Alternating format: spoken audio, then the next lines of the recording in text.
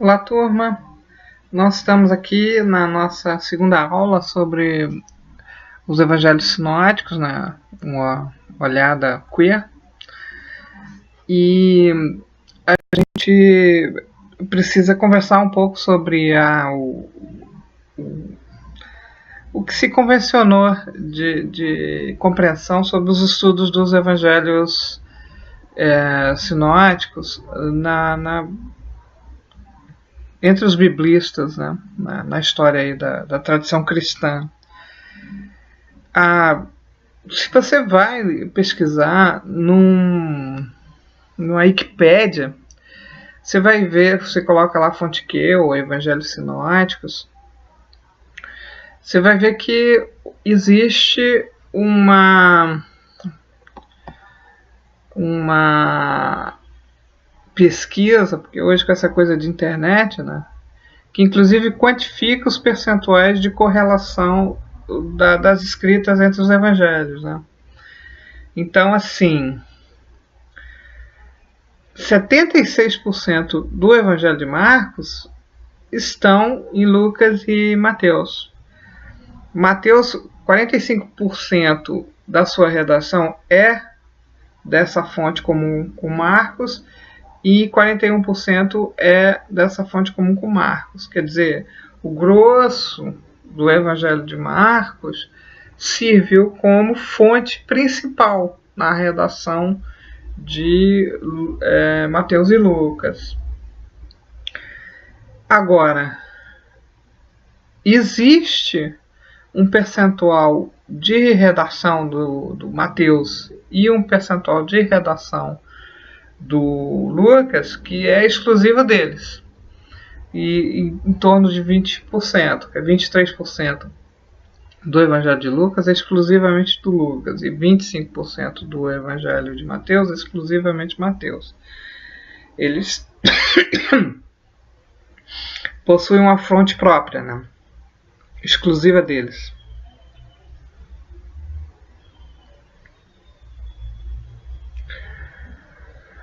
Ao mesmo tempo, existe uns 18% de Marcos que Mateus utiliza e Lucas não. Representa 10% do Evangelho de Mateus. E existe um percentual muito pequeno de Lucas, que é 1%, que é comum com Marcos e que não está presente em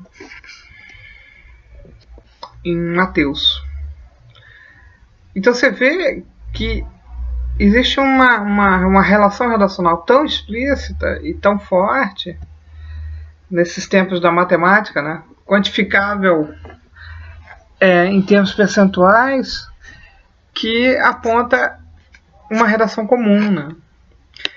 Mas o interessante dessas redações é que elas não são tão comuns assim. Se você vai na perspectiva de como que é organizada a narrativa,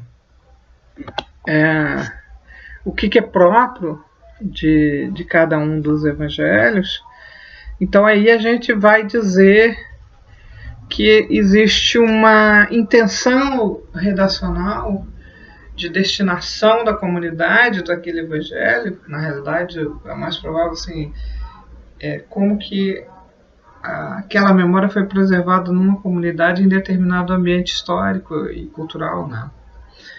Então, é comum nos comentários bíblicos, por exemplo, se você vai ler um comentário sobre Mateus, que vai dizer lá que o Evangelho de Mateus ele foi então utilizado, fomentado e era a matriz de memória do Jesus das comunidades judaicas, porque ele é fortemente judaizante na sua organização redacional. Já nos comentários sobre o Evangelho de Marcos, que as comunidades que liam e guardavam Marcos eram comunidades de romanos, né, de pessoas não judaicas, né, das cidades romanas. O Lucas é grego, da Ásia Menor. E o João gnóstico, que aí não vem o caso. Mas se você vai vendo, quando os comentaristas analisam a parte redacional dos evangelhos, não existe similaridade, não existe esforço de identificação percentual do que há de comum entre eles. E isso é uma coisa que a gente precisa se debruçar um pouco, porque as disputas tradicionais sobre Jesus,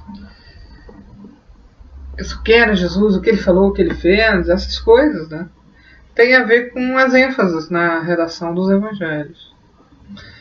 E nos estudos dos biblistas, desde do evento da modernidade, né, com a influência iluminista nos estudos dos textos bíblicos, sempre houve uma discussão, né, sobre o quanto que dessas narrativas é realmente o Jesus histórico, né, aquele cara que viveu, e o quanto dessas narrativas é esse veio de litúrgico, né, de como a comunidade enxergava e celebrava Jesus nas suas vidas, né, porque aí é o Jesus da fé. Então, na tradição teológica, se trabalha assim, quando você faz a pesquisa bíblica, sempre com esse binômio, né?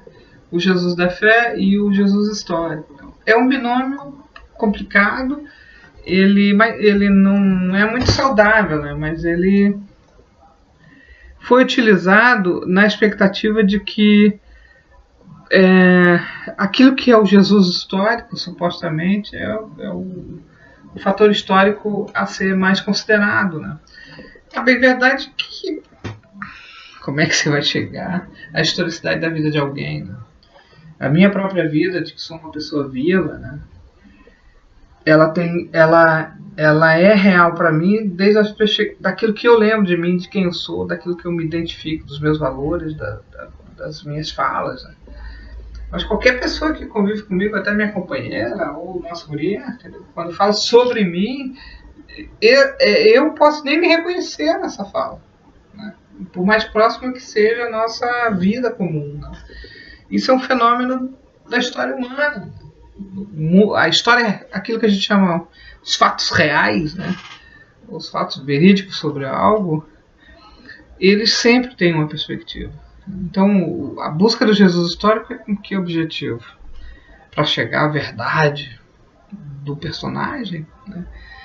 Eu sugeri nesses primeiros estudos aí de aproximação aos estudos evangélicos que a gente lesse um capítulo do livro Os Zelotas, né, que virou um best-seller, muita gente lê, porque o autor, nessa narrativa, ele vai trabalhar com uma coisa que a gente precisa avaliar bem, né? Que é assim, entre as gorduras todas que a gente tem acesso pela narrativa do Evangelho, muito pouca coisa realmente é probabilidade de história, né?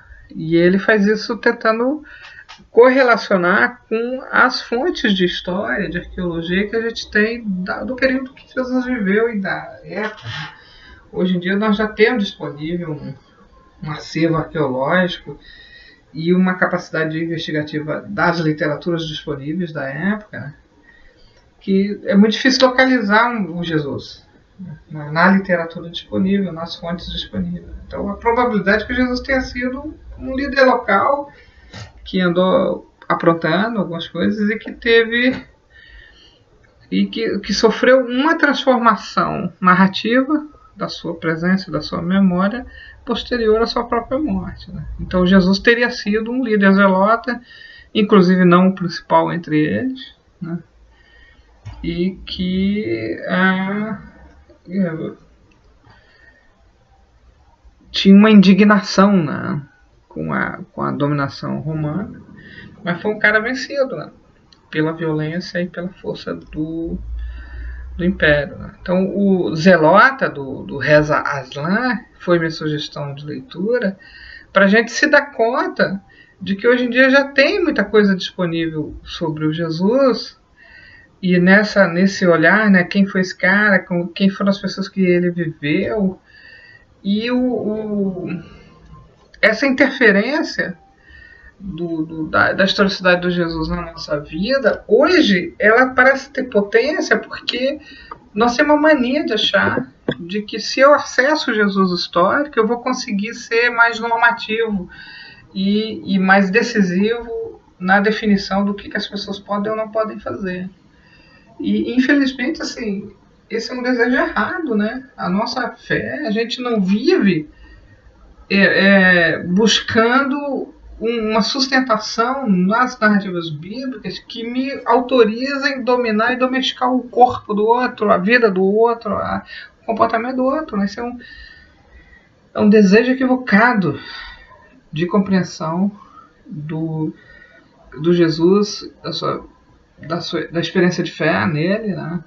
Que gerou a redação dos evangelhos. Né? Então, eu convido vocês a fazer bifurcações, né? E a gente tentar romper esse binômio da necessidade de identificar a historicidade do Jesus ou de separar o que é só um discurso de fé sobre Jesus dessa historicidade.